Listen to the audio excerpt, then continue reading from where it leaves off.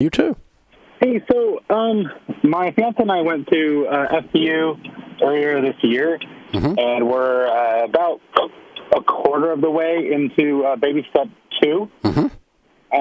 But we're planning on getting married in August of next year, and I'm just trying to figure out where on the budget am I supposed to fit in the wedding funds? Am I supposed to put it along with the paying off the debt, or do I prioritize that and then work on the debt afterwards? Yeah, what are you planning on spending on the wedding?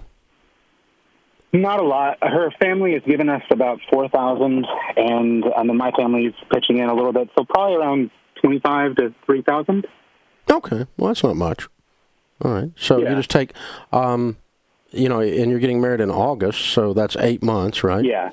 So let's take $3,000 and add $500 a month for the first 6 months of the year to your budget. 500 times 6. 500 times 6. Pay off the... Yeah, it just slows down your debt snowball by $500 a month. Right. Now you say $500 a month, January through June, and you have $3,000. Gotcha. So don't try and attack it really hard. Just do it while I'm doing baby step 2. The wedding? No, yeah. You have 8 months. Right. I mean, if you can do $500 a month towards it, you'll be fine. Now, here's the other thing, okay? Weddings are like anything else. Well, they're not like anything else, but as far as financially, they're like anything else. This is a project. And so you have a timeline, and you have a budget, and you have the categories within the budget. So if you say we're going to spend $7,000 on the wedding, $4,000 from her family, $3,000 from you guys, then you need to know what you're going to pay for the dress, what you're going to pay for the photographer, what you're going to pay for the reception, and you need to break that out, and it needs to total no more than $7,000. Because if you don't think emotion gets involved in this budget, this is the most emotional budget you'll ever do in your life. Yeah, it's already been pretty emotional. Yeah.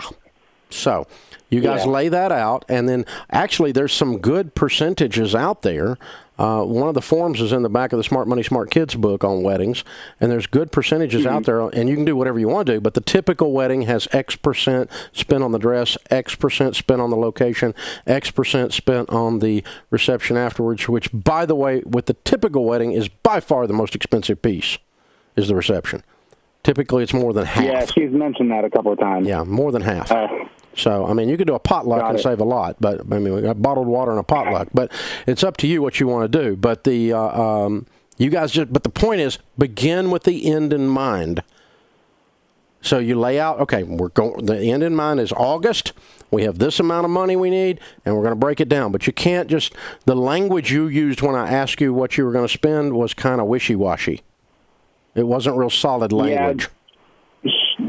See, I'm the nerd. I'm the one who does all the finances. Yep. But she's the one who knows all the stuff about the wedding. So no, that's not going to work. She's given me a number. That's not going to work. And it was about $3,000. Yeah. Yeah. No, we need a number that we both agree to and is a total and is a part of a whole. I mean, is a whole, and then the dress is a part of a whole, the photography is part of a whole, the reception is part of a whole, the honeymoon's part of a whole, and so on. Because that way you plan in and you have your wonderful day and there's not financial stress. And if she's looking at a dress that's twice as much as you budgeted for, then she automatically knows that dress is not going to happen unless she cancels the photographer. Right? Well, thankfully, we've already paid off her dress, so that was actually a good thing. You're missing the point. The point is you need guidelines, okay? Got it. The point is, and if you take 0 for the dress because it's already paid off, that's okay. But have it all written out as to where it's like building a house, okay?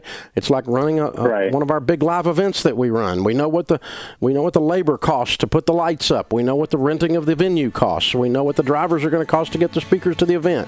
We know what our hotel cost is going to be.